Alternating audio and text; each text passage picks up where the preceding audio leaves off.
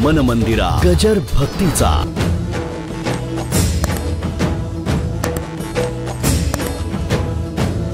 आत्मा होता पण अमल होता. त्या आत्म्याला कशाचा विकार लागला नव्हता. अमल आत्मा. त्यांचं मोठेपण एवढं होतं की परीक्षिती राजाची जेव्हा कथा सुरू झाली आणि कथा सुरू झाल्यानंतर कथेच्या सुरू होण्याच्या पूर्वी सर्व येऊन बसलेले होते. जसं आता आपण येऊन बसताना सगळे.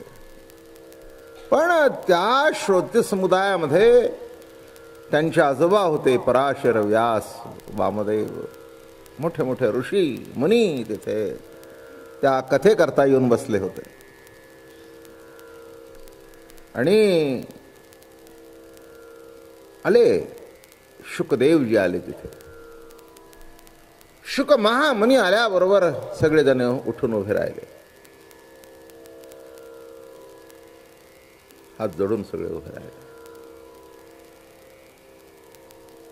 आणि सगळे उठून उभे राहिल्यानंतर शुक महामुनी स्थानापन्न झाले आणि मग सगळे खाली बसले. अशी पद्धत आहे आपल्याकडे. इथेही आपण त्याच पद्धतीने आदर करता.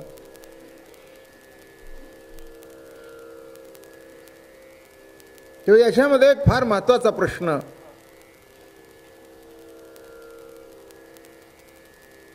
ऋषींनी विचारला व्यासाना आणि पराशरांना. ऋषी मंडळी म्हणाले व्यासाना आणि पराशरांना, अहो आम्ही सर्व उठून उभं राहतो हे बरोबर आहे, पण आपण तर आजोबा आणि हे तर वडील, आपण दोघे का उठून उभे राहता? हा तर तुमचा मुलगा आहे, तुमच्यापेक्षा वयाने लहान आहे. याच्यातलं वर्म आम्हाला कळलं नाही.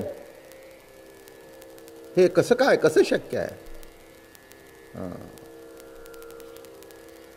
आम्ही उठून उभं राहणं ठीक आहे. तेव्हा विषय चाललाय की शुक महामुनी आले आणि सर्व उठून उभे राहिले. व्यास, पराशर म्हणजे वडील आणि आजोबा हेही उठून उभे राहिले. सर्वांनी प्रश्न विचारला की महाराज, आम्ही उठून उभं राहिलो हे ठीक आहे, पण आपण कसे काय उठून उभे राहिले?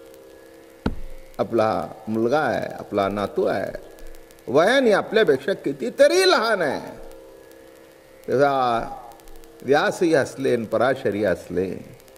ते म्हणाले वयाने जरी आम्ही शुकापेक्षा मोठे असलो, वडील असलो, आजोबा असलो, तरी ज्ञानाने तो आमच्यापेक्षा श्रेष्ठ आहे आणि म्हणून त्याच्याकरता आम्ही उठून उभे राहिलो. हा मुद्दा शुकदेवांच्या बाबतीत लक्षात घ्या. परमहंस होत आहे बरं का, श्रेष्ठतम अवस्थेला पोचलेले होते. पण शेवटी भगवंताच्या भक्तीमध्ये एकरूप होणं याच्यातच त्यांना आनंद वाटला. केवळ ज्ञान चिकित्सा नव्हे, ही भागवत कथा त्यांनी सांगितली. आणि ती कथा सांगत असताना काय श्रद्धा, काय प्रेम. सहज कृष्ण प्रभूचं स्मरण झालं, सहज राधेचं स्मरण झालं. तर राधेचं नाव सुद्धा घेऊ नये, नाव घेतलं तर समाधी लागावी, अशी एक अलौकिक अवस्था त्यांना प्राप्त झाली होती. असे हे शुकदेवजी आणि गोपी गीताच्या माध्यमातून गोपिकांचा विरह मांडत आहेत. काय त्यांच्या चित्तामध्ये विरह वाटला आपल्याला सांगितलंय, मी रोज सांगतोय की संयोगाचा आनंद जर भोगायचा असेल तर वियोग हा घडावाच लागतो. वियोगाशिवाय संयोग नाही आणि संयोगाशिवाय वियोग नाही. आणि म्हणून प्रेमाची व्याख्या ही चालली आहे की प्रेम अवस्थेमध्ये काय काय घडत असतं, काय काय घडावं लागतं, तो प्रेमी नेमकं काय करतो, काय असावं लागतं, काय असतं. आपल्या हातून या सगळ्या घटना घडत असतात, पण घडतात याचं ज्ञानच आपल्याला नाही. काल म्हणजे प्रवचन सुटताना सांगितलं की प्रेमी प्रेमास्पदाचा त्याग त्याच्या सुखाकरता करतो. हे जे काल आपल्याला मुद्दा मांडला की त्याच्या सुखाकरता त्याचा त्याग. काय शब्द मांडला? त्याच्या कल्याणाकरता त्याचा त्याग. अलौकिक आहे नाही का? ज्याच्याकरता नवस, ज्याच्याकरता खटपट, ज्याच्याकरता संसार, त्याचा त्याग, किंबहुना त्याच्या कल्याणाकरता त्याचा त्याग. हा एक जसा मुद्दा मांडला. असं सांगत सांगत आपल्याला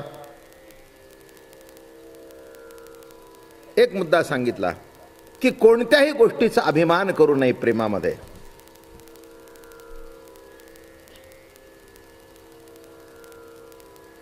प्रेमामध्ये निराश होण्याची आवश्यकता नाही.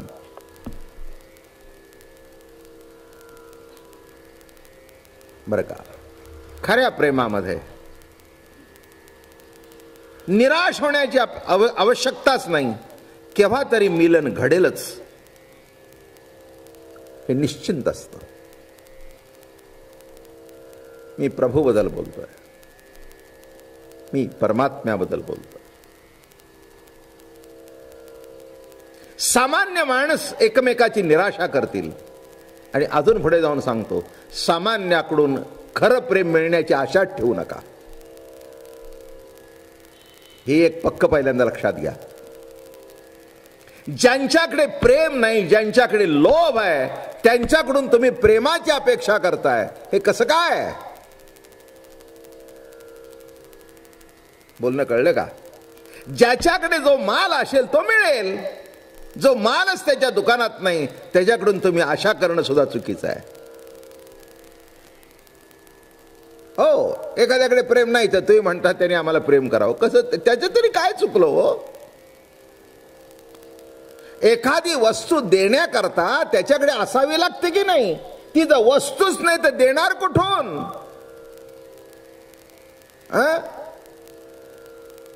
बरं का? एखाद्या साध्या घरामध्ये राहणारे कुटुंब आहे, गरीब कुटुंब आहे, आणि त्या बाईने नवऱ्याकडून शेजारी तिचा एक बंगलेवाला राहत होता. दोघीचं मैत्रीण होती. तिने तिला 50 तोळ्याचे दागिने केले. ही एक भांडू लागली. बघा, आपल्या बरोबर शेजारी राहू लागले, त्यांनी 50 केलं. अगं म्हणले, बाई बरोबर आहे, तो दिवसाला 1000 रुपये कमवतो, मला जेमतेम सबन दिवस पाटीवाल्याचं काम करून 100 सुद्धा मिळत नाहीत. आपल्या याच्यात पोट भागतं. जे माझ्याकडे नाही त्याची आशा कशी करतेस? व्यवहार सांगितला. जी गोष्ट आहे त्याची आशा करावी. तसं व्यवहारात लक्षात घ्या, जीवनात लक्षात घ्या. जिथे प्रेम आहे तिथूनच तुम्हाला प्रेम मिळेल. जिथे प्रेम नाही तिथे आयुष्यात कधी अपेक्षाही करू नका. आणि अपेक्षा केलीत तर निराशाशिवाय दुसरं तुमच्या काहीही पदरात पडणार नाही. म्हणून महत्वाचा मुद्दा सांगितला की जिथे प्रेम आहे तिथे जरूर आशा करावी. प्रेम आहे तिथे, मी प्रेमाबद्दल बोलतोय. एक ना एक दिवस प्रभूची भक्ती जर केली तर एक ना एक दिवस निश्चिंत तो डोळे मिटण्यापूर्वी का होईना तुमच्या उघड्या डोळ्यासमोर उभा राहील.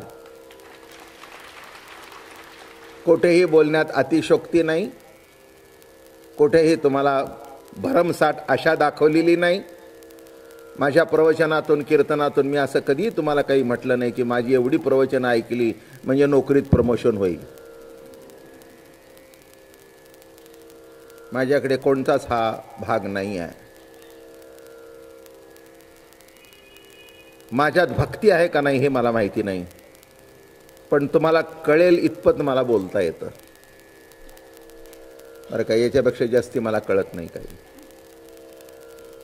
आणि मला एकच ही प्रवचन एवढ्या करता आहेत की तुमच्या अंतःकरणामध्ये त्या परमात्म्याची भक्ती प्रगट व्हावी. आणि ती प्रगट झाल्यानंतर मला असं वाटतं बाकीचं काही मागायची गरज नाही. ती तुमची गरज आहे, ती गरज देव तुमच्या दारात चालत आणून पोच करेल. नाही का? तुम्ही प्रभू सोडून वस्तू मागताय. बाई प्रेम सोडून दागिने मागते नवऱ्याचे. काय उपयोग आहे?